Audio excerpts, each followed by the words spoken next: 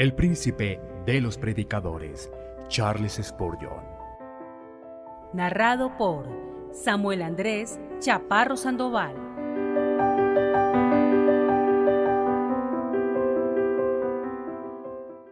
El púlpito del Tabernáculo Metropolitano. ¿Por qué el Evangelio está encubierto? Sermón predicado el jueves 8 de febrero de 1866 por Charles Haddon Spurgeon en el Tabernáculo Metropolitano, Newington. Pero aun si nuestro Evangelio está encubierto, entre los que se pierden está encubierto. Segunda de Corintios, capítulo 4, versículo 3. En este versículo y en el siguiente tenemos una descripción muy breve, pero muy completa, de lo que todo ministro del Evangelio debe predicar. En primer lugar, debe predicar el Evangelio. No debe predicar sobre metafísica, ni sobre política, ni sobre simple moralidad, ni predicar simplemente doctrinas como tales. Debe de predicar el Evangelio, que quiere decir buena nueva, algo nuevo y algo bueno, tan bueno que nada lo puede igualar. Son las buenas noticias de misericordia para el culpable, las benditas nuevas de que Dios baja al hombre para que el hombre pueda subir a Dios, las nuevas de bienvenida de la expiación hecha por la culpa humana. Es tan nueva como buena, llega como una extraña novedad para el oído atento. La mitología nunca lo soñó, el intelecto humano nunca lo hubiera podido inventar, ni siquiera el intelecto de los ángeles podría diseñar un plan tan justo para Dios, tan seguro para el hombre. La ocupación del ministro cristiano es predicar estas buenas nuevas, hacer del conocimiento de los pecadores la buena noticia de que hay un Salvador, mostrar a los culpables a Cristo y decir constantemente a cada pecador: cree en el Señor Jesús y serás salvo. A mí no me importa cuánta es la cultura o la elocuencia del ministro, aunque pueda hablar con la lengua de los hombres y de los ángeles. Si no predica a Cristo y exhorta a los pecadores a confiar en Él, ha equivocado su misión y se ha desviado del gran objetivo para el cual fue enviado. Este Evangelio es llamado en el texto nuestro Evangelio. Por esta expresión entiendo que el ministro debe aceptarlo él mismo en primer lugar, antes de presentarlo a otros. Yo debo ver a Jesús como mi Salvador personal, para poder proclamar a los demás: miradlo a Él y sed salvos todos los confines de la tierra. Debo ser capaz de decir: vine a Jesús y bebí de ese manantial que da vida. Y entonces, y sólo entonces, debo exclamar: oh, todos los sedientos, venid a las aguas. Cuán miserable e infeliz es el que predica a otros un evangelio que no comparte, pone la mesa e invita a otros para que vengan al banquete, mientras él se muere de hambre. Es como un médico atacado por la plaga que conoce el remedio para la enfermedad, ve que otros se curan por medio de él, y sin embargo se muere con el remedio en su mano. ¡Ay de mí! De todos los destinos más espantosos en el otro mundo, así como más incómodos en esta vida presente, seguramente que es el destino del hombre que predica a otros lo que él mismo no ha experimentado nunca en su alma. Bien podía llamarlo Pablo nuestro Evangelio, porque lo había salvado a él, el primero de los pecadores, convirtiéndolo en un amado apóstol de Jesucristo. Él bien podía llamarlo nuestro Evangelio, porque lo había sostenido firme en tiempos de persecución y en medio de todos los peligros a los que había estado expuesto y por el que finalmente ofrendó su vida como sacrificio, también debe ser nuestro Evangelio, para tenerlo y guardarlo, o de lo contrario, no podemos predicarlo con ningún poder. En el versículo que sigue a nuestro texto se dice algo más de este Evangelio. Se le llama el Evangelio glorioso. Había algo en él que despertaba y encendía los pensamientos más nobles en el apóstol. Pablo no se vanagloriaba. Lejos esté de mí el gloriarme, decía, pero había una excepción, sino en la cruz de nuestro Señor Jesucristo. No se presentaba como un mero apologista del Evangelio, ni decía, puedo defenderlo contra todos y sostener que es razonable. Se gloriaba en él como la verdad suprema y más elevada, más sabio que toda la sabiduría de los estoicos, y más lleno de alegría que todos los placeres de los epicúreos. Se gloriaba en ese Evangelio que trae perdón total y gratuito al penitente, ese Evangelio que toma los más viles y más bajos de los hombres y los hace príncipes en la corte del Rey de Reyes, ese Evangelio que llega a los hombres que viven en la pobreza, en la esclavitud, en la degradación de la superstición, en la idolatría y en el crimen, y los saca del pozo horrible y del lodo, y pone sus pies sobre la roca de la eternidad, los lava, los viste, pone un cántico nuevo en sus bocas, los protege para que no caigan, y por último los lleva donde verán el rostro de Dios y morarán para siempre en su presencia. Es ciertamente un evangelio glorioso el que puede hacer todo esto, pero ay, la mayor parte de los hombres se comporta como el gallo que escarba en la basura, que cuando encontró una perla dijo que hubiera preferido hallar un grano de cebada. Piensan más en su maíz y en su vino, en sus fiestas y su alegría, que en las cosas inefablemente gloriosas del reino de los cielos, o que tuvieran la suficiente sabiduría para percibir las glorias de este glorioso evangelio. Pablo más adelante lo llama el evangelio de la gloria de Cristo, y bien que podía hacerlo porque todo él trata de Cristo de principio a fin. Denme un predicador verdadero del evangelio de la gloria de Cristo y yo gustosamente lo escucharé. Me gustaría que fuera un ministro educado de ser posible, porque no hay necesidad de que mi oído sea torturado con errores de gramática. Pero no me preocupo tanto por eso, sino por el otro tema.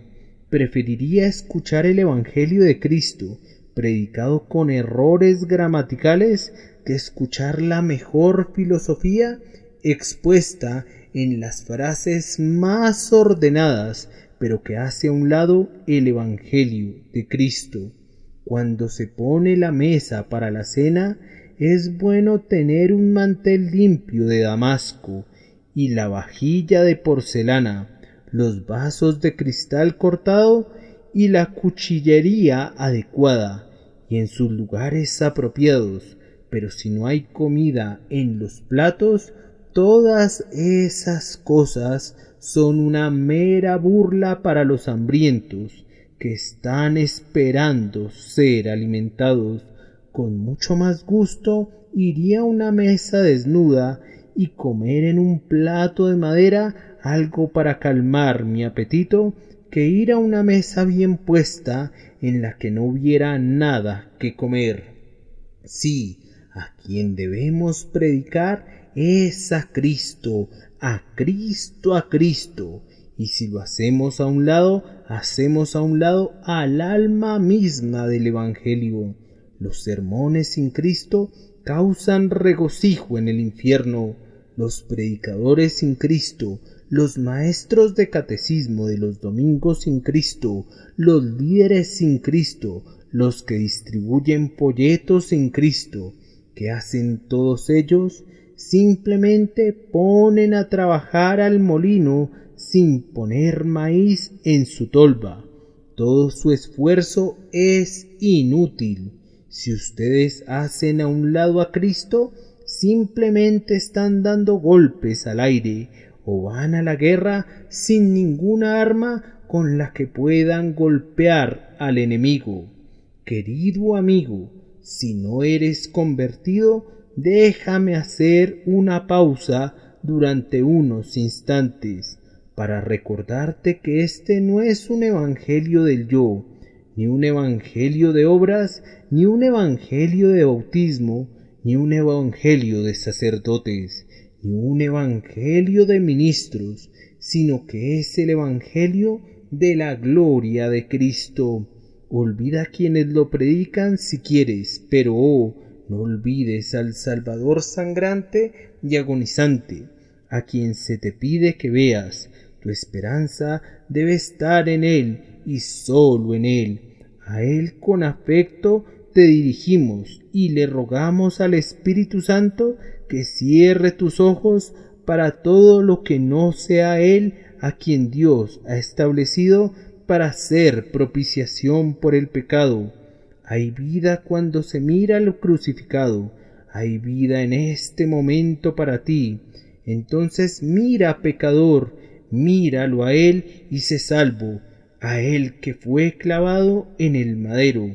No son tus lágrimas de arrepentimiento ni tus oraciones, sino la sangre la que expía por el alma.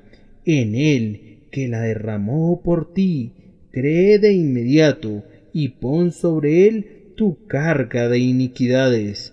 Por sus azotes somos sanados. ¿Qué más querrías? Y Él se ha hecho nuestra justicia. Te invita a ponerte el mejor traje del cielo. Oh, ¿cómo podrías estar mejor ataviado? No dudes en darle tu bienvenida. Dios ha declarado que no queda más por hacer, que a su tiempo una vez apareció en el mundo y completó el trabajo que inició.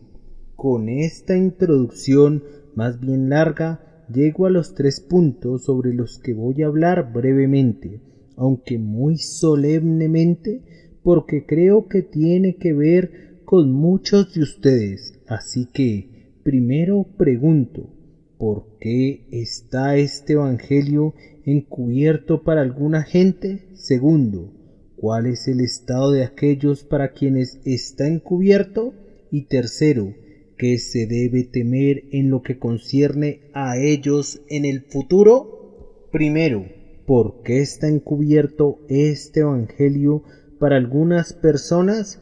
Es evidente que hay algunas personas en el mundo que no entienden el evangelio, y me atrevo a decir que el evangelio nunca es entendido hasta que es recibido. Podría pensarse que los hombres podrían muy rápidamente entender algo tan simple como crean y vivan. Sin embargo, los que hemos sido convertidos debemos confesar que no entendimos el evangelio hasta que lo recibimos.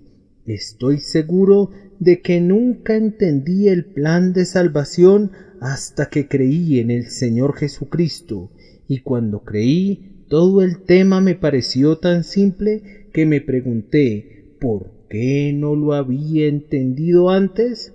Ustedes observan que el apóstol declara que no fue su culpa que el evangelio estuviera encubierto para algunas personas, y aunque no nos podríamos comparar con ningún apóstol, tenemos tan claro este punto del lenguaje sencillo como cualquier apóstol de los que han vivido. Sí, nuestro evangelio está encubierto para cualquiera de nuestros oyentes.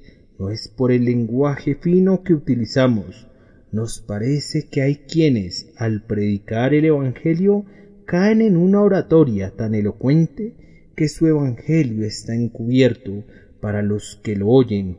Pero este no es un pecado del que se nos pueda acusar. Utilizamos lo que Whitefield llamó lenguaje del mercado. Usamos mucho más las palabras sencillas que las complicadas. Si tuviéramos que encontrar al Evangelio a través de los tipos y símbolos de la ley, podríamos tener dificultad en entenderlo. Pero el Evangelio que tenemos que predicar es este simplemente: cree en el Señor Jesús y serás salvo. Confía en Él que sufre como sustituto en tu lugar y serás salvo. ¿Puede haber algo más sencillo que esto? Tratamos de utilizar las más sencillas comparaciones de manera de presentar la verdad para que pueda ser comprendida por el más débil de nuestros oyentes. Es un asunto de conciencia como a la vista de Dios, hablar a los hombres muy sencillamente de manera que cada uno, después que haya oído el mensaje, se vea obligado a admitir que se le ha entregado muy sencillamente. ¿Cómo es, pues, que ustedes no lo entienden? Ciertamente no es porque encubramos al Evangelio en una larga lista de ceremonias. Nunca les hemos dicho a ustedes: ustedes deben de ser bautizados en su infancia. Deben tener padrinos que prometen todo tipo de cosas en su nombre, y luego, cuando crezcan, deben ser confirmados y deben asumir la responsabilidad ustedes mismos. Oh, no, nunca hemos hablado así. Los dirigimos a la Biblia divinamente inspirada y les decimos que todo lo que necesitan saber está sencillamente registrado allí. Los dirigimos a la palabra eterna que se encarnó y les decimos con todo el énfasis de que somos capaces. Nadie sino Jesús puede hacer bien a los pecadores sin otra salida. Le rogamos que no confíen en las formas y en las ceremonias, sino que busquen solo a Jesucristo y a Él crucificado, de manera que no puede ser por falta de sencillez que el Evangelio no es entendido, y otra vez no puede ser por ninguna oscuridad en el Evangelio mismo.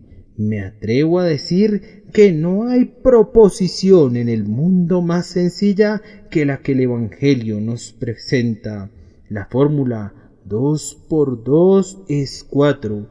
Es tan sencilla que la mente de un niño puede entenderla, y el grado de inteligencia que puede comprender eso, hasta donde concierne al intelecto, es suficiente para comprender la declaración de Pablo: fiel es esta palabra y digna de toda aceptación, que Cristo Jesús vino al mundo para salvar a los pecadores.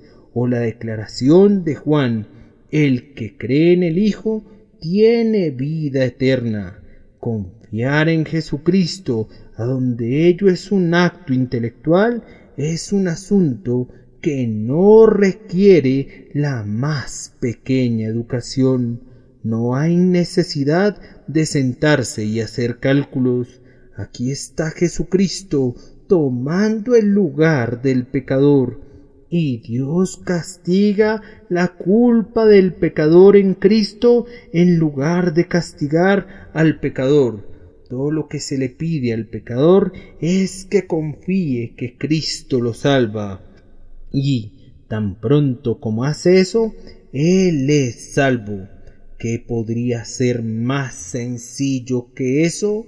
Yo concedo que, en la manera como se predica el Evangelio, algunas veces hay oscuridad, pero no hay oscuridad en el Evangelio mismo. Bien, pues, si así es, y es así. ¿Por qué es que el Evangelio está encubierto para algunas personas? La respuesta es que el Dios de esta edad presente ha cegado el entendimiento de los incrédulos. Veamos cómo es esto. Primero que todo, el Evangelio está encubierto para algunos hombres debido a que nunca han sentido que el pecado sea un mal. Dicen: ¿por qué nos hablas acerca del castigo del pecado? ¿Por qué nos dices que Dios castigó a su propio Hijo en lugar de los pecadores? Creemos en la paternidad universal de Dios, así que no necesitamos de ninguna doctrina de sustitución.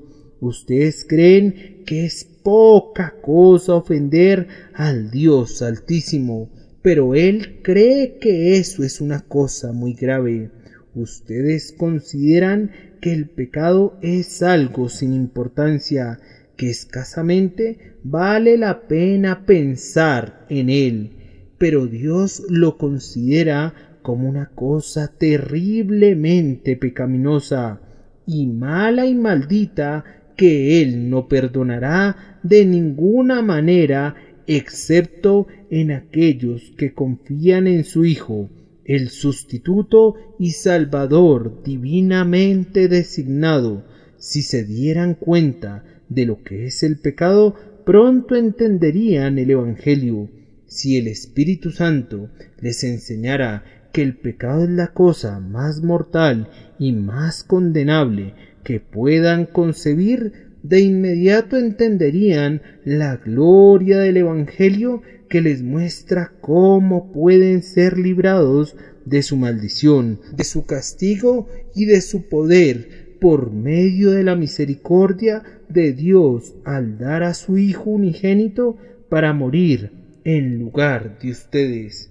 Tú amas el pecado, eso es un hecho, y supones que el pecado no es más ofensivo a Dios de lo que es para ti. Infeliz de ti, estás fascinado por la serpiente, que ha llenado tus venas con el veneno que arderá en ti para siempre, a menos que mires por fe a el que fue colgado en la cruz, igual que Moisés elevó a la serpiente de bronce en el desierto para que todos los que la miraran pudieran vivir. Quiera Dios darte gracia para que veas al pecado como Él realmente lo ve, pues entonces te darás cuenta de tu necesidad de un Salvador y prestarás atención al Evangelio que te invita a creer en Él para que puedas ser salvo. Otra razón por la que los hombres no entienden el Evangelio es que no se entienden a sí mismos. Algunos de los aquí presentes hoy piensan que se pueden salvar a sí mismos. Sé cuáles son los pensamientos de ustedes. Para este efecto son: si se comportan lo mejor posible, si dicen sus oraciones, si asisten a la iglesia o a la capilla, si dan limosnas a los pobres, entonces se irán al cielo.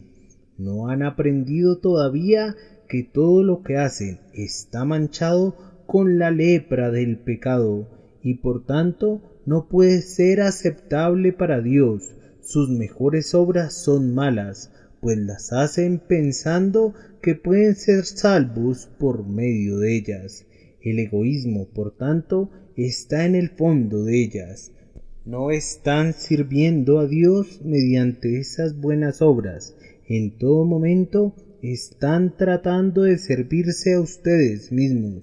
Si se conocieran mejor, sabrían que todas esas obras no son sino solo pecado hasta que el Espíritu Santo los conduce a conocer su necesidad de Cristo como el verdadero Salvador que necesitan.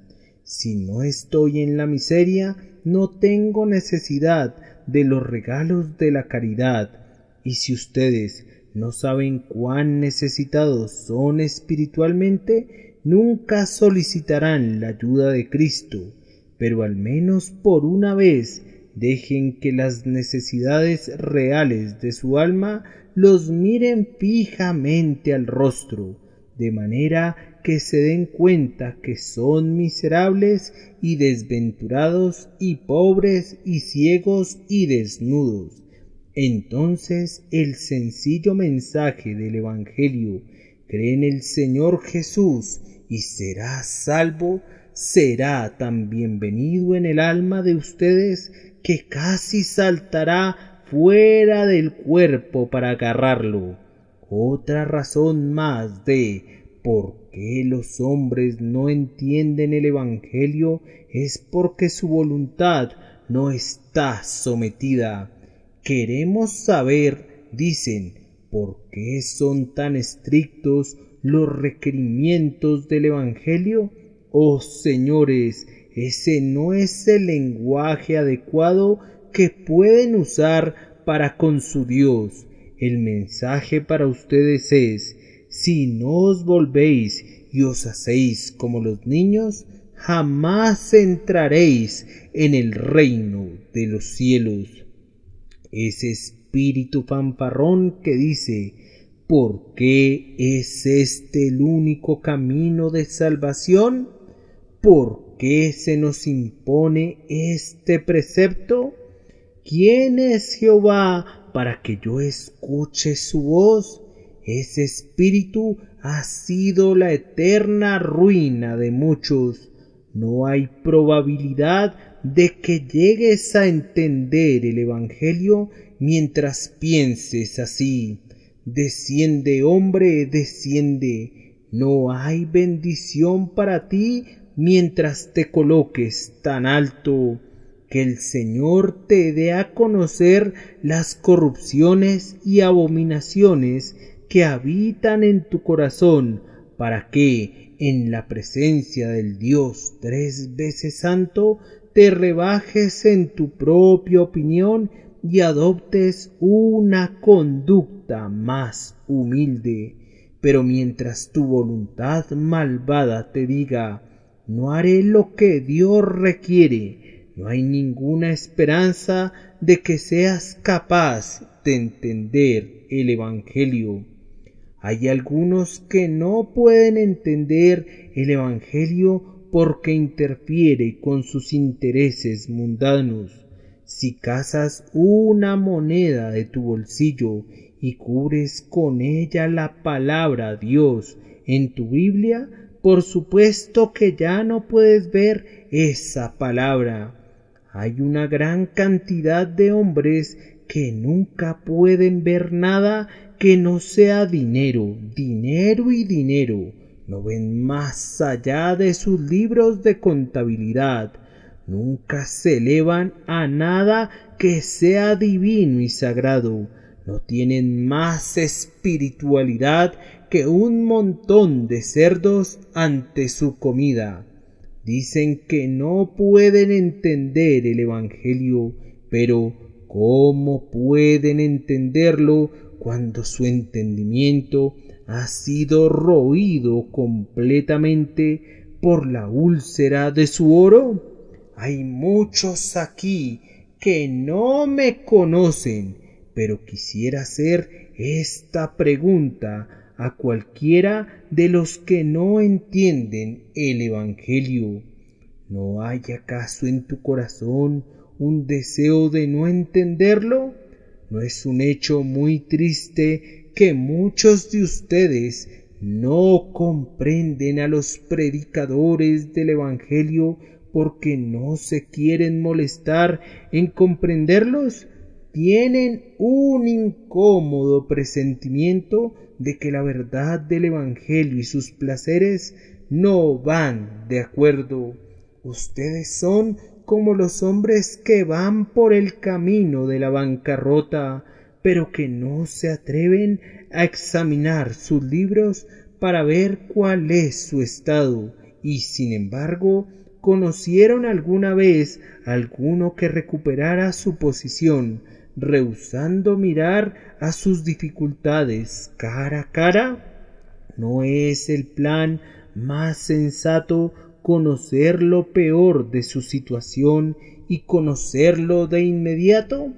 He conocido algunos que no querían entender el Evangelio porque estaban involucrados en negocios que no soportarían un escrutinio.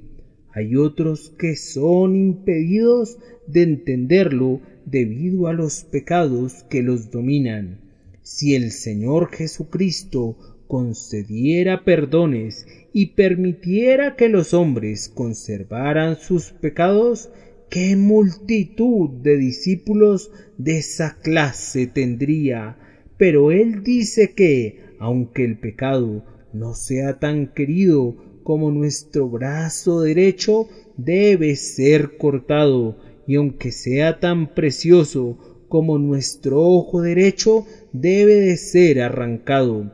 Sin embargo, muchos no estarán de acuerdo con estas condiciones, y por tanto el Evangelio está encubierto para ellos. Ahora debo intentar contestar brevemente la segunda pregunta: ¿cuál es el estado de aquellos para los que el Evangelio está encubierto? Pablo dice que están perdidos. Pero aun si nuestro Evangelio está encubierto, entre los que se pierden está encubierto.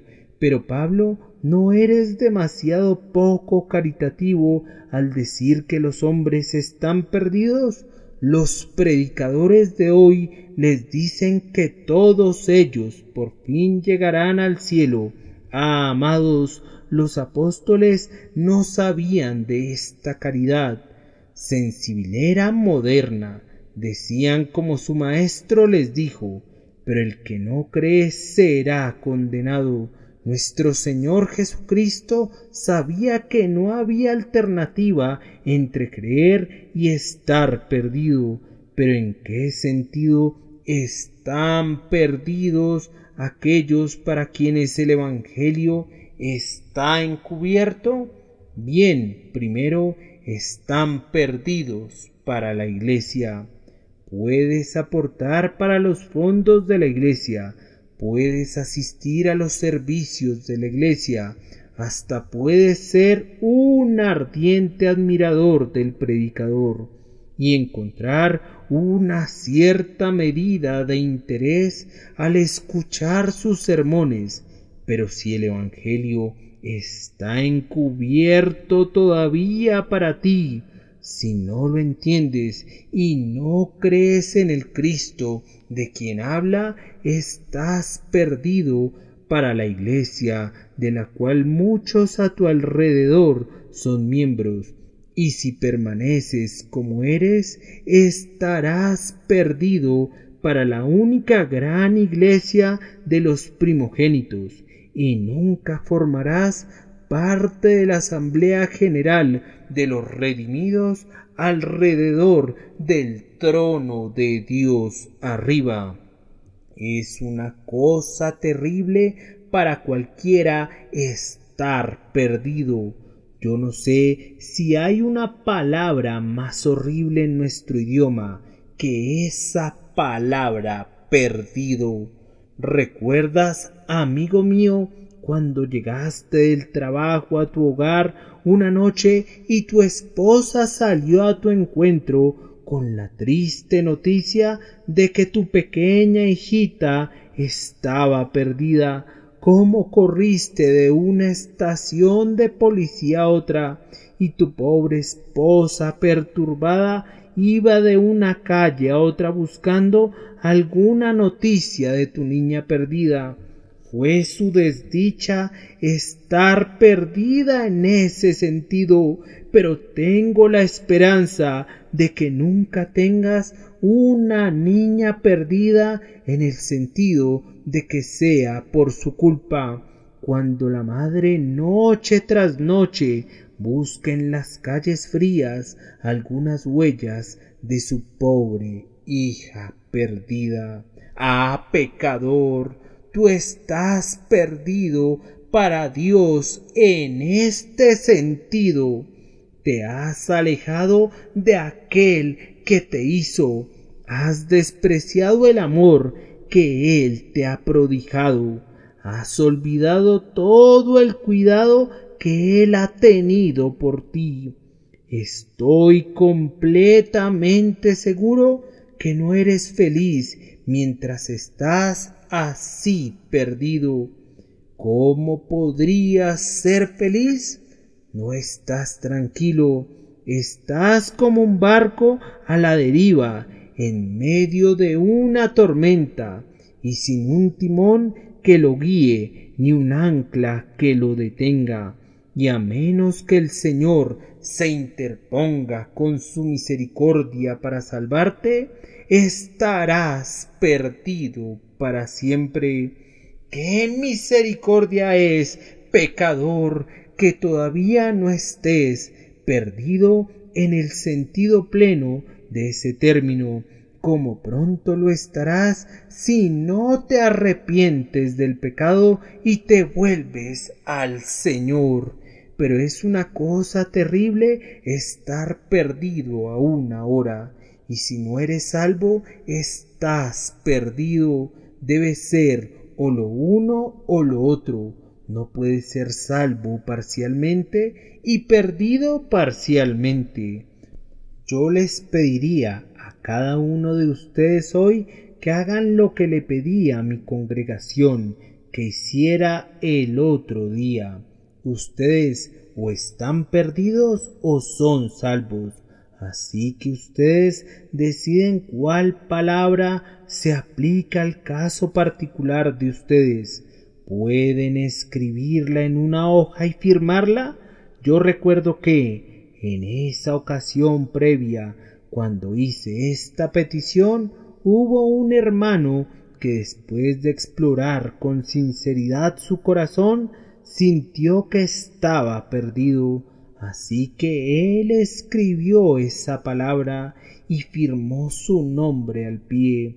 Cuando lo hubo hecho y vio la palabra perdido escrita con su propia mano y con su firma, sintió que podría ser traída como evidencia contra él en el último gran día, y se quebrantó su corazón que nunca antes se había quebrantado, y vino como un verdadero penitente a los pies del Salvador, y antes que esa noche pasara pudo escribir él mismo, salvo de manera tan cierta como antes había reconocido que estaba perdido.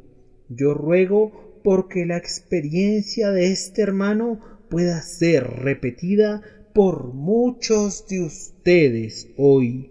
No duden en analizar atentamente su propio caso. Si ustedes son salvos, no es difícil que ustedes mismos lo sepan. Y si no son salvos, es bueno que lo sepan de inmediato. Si piensan que son salvos cuando no lo son, su ruina será más terrible porque no tuvieron el valor de encontrar la verdad. Si hay alguna duda acerca de este asunto, que se aclare de una vez.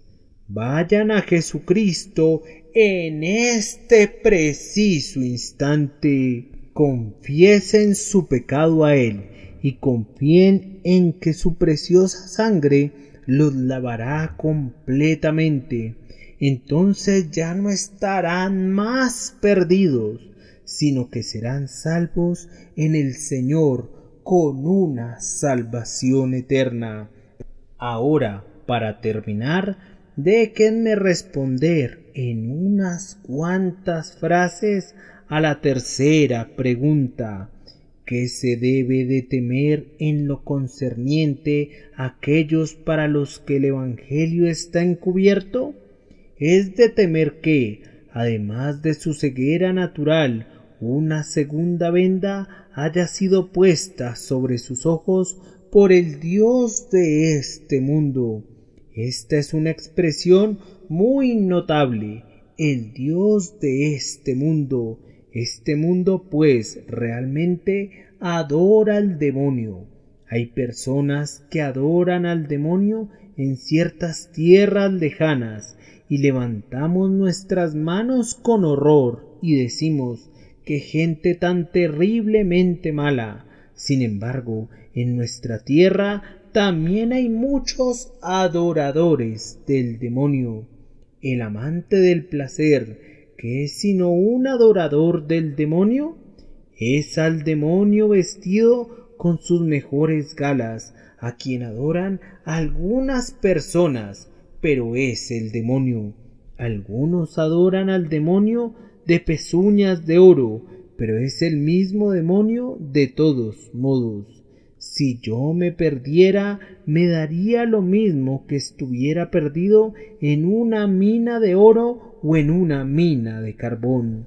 Si fuera a romperme el cuello contra un bloque de oro, sería igual que me lo fuera a romper con un bloque de piedra.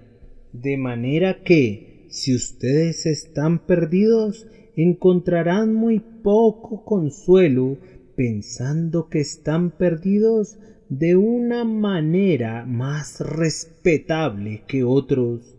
Cuando el Dios de este mundo llega a un hombre que por naturaleza ya está ciego, él busca redoblar su seguridad, vendando sus ojos tan cuidadosamente que la luz del Evangelio estará aún más completamente encubierta. Si tal hombre asiste a un lugar de adoración, el demonio lo convence de que no es un pecador, de manera que no se siente aludido por las advertencias y exhortaciones del predicador. Otro dice: no pretendo preocuparme por estas cosas. Mi única meta es triunfar en el mundo. Si simplemente así el Dios de este mundo ha cegado sus ojos, tan efectivamente ha cegado Satanás al hombre que no puede ver su propia depravación. Oh alma, ¿de qué te sirve ganar todo el mundo y perderte para siempre? ¿De qué sirve que mueras sobre una cama mullida para despertarte entre los perdidos que están en el infierno? Que Dios nos dé a todos la gracia de ver a estos dos mundos bajo su propia luz. Si el otro mundo es algo sin importancia, juega con él. Si este mundo lo es todo, que sea todo para ti, puesto que tú tienes un espíritu inmortal. Piensa bien dónde va a pasar la eternidad ese espíritu tuyo, puesto que todos pecaron y no alcanzaron la gloria de Dios. Entonces tú eres un pecador y tú necesitas salvación. Entonces te lo ruego, confía en Él, que sólo Él puede salvar al culpable, porque no hay otro nombre debajo del cielo dado a los hombres en que podamos ser salvos, sino el nombre de Jesús, y Él es capaz de salvar plenamente a todos los que vienen a Dios por medio de Él. Acabo de decir que les suplico que confíen en Él, y eso hago. Sin embargo, este es más un asunto de ustedes que mío. El predicador del Evangelio debe tomar en serio su trabajo, pero una vez que él ha entregado fielmente su mensaje, la responsabilidad se transfiere a sus oyentes. Vive Dios, que no llevaré la responsabilidad de ustedes sobre mí.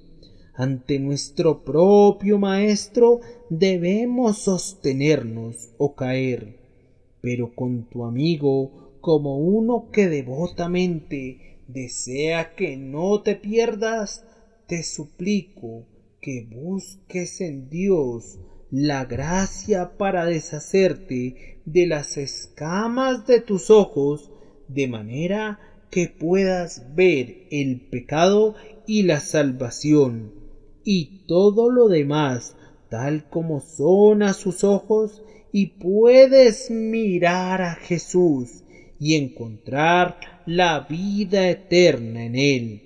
Jóvenes, algunos de ustedes tal vez van a la Universidad de Oxford o de Cambridge. Bien, estudien duro, sean estudiantes sobresalientes si pueden, pero junto con todo el conocimiento que puedan adquirir, obtengan un entendimiento claro de las cosas eternas y busquen la sabiduría que viene de arriba cuando reciban los títulos que el conocimiento terrenal les proporcionará. También lleven el título más elevado que Dios les dé como hijos del reino, hijos de Dios por la fe en Jesucristo. Siéntanse en los pies de los teólogos y los filósofos si quieren, pero siéntense también a los pies de Jesús y aprenderán de Él, y así tendrán el honor y la gloria que duran para siempre. Busquen el honor que viene de Dios, que sólo se puede encontrar cuando se cree en Jesús y se busca agradarlo en todas las cosas.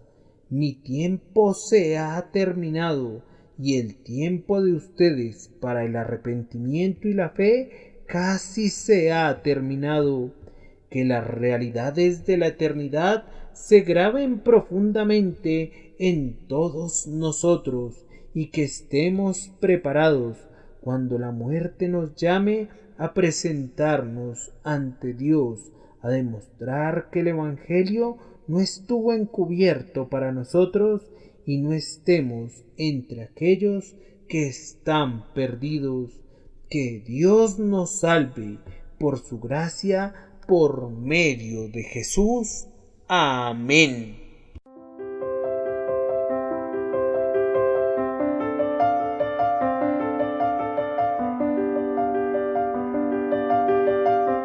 El príncipe de los predicadores, Charles Spurgeon. Narrado por Samuel Andrés Chaparro Sandoval.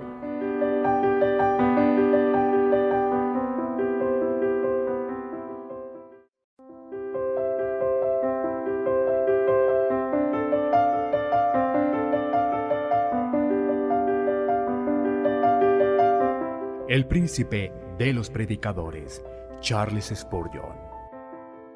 Narrado por Samuel Andrés Chaparro Sandoval.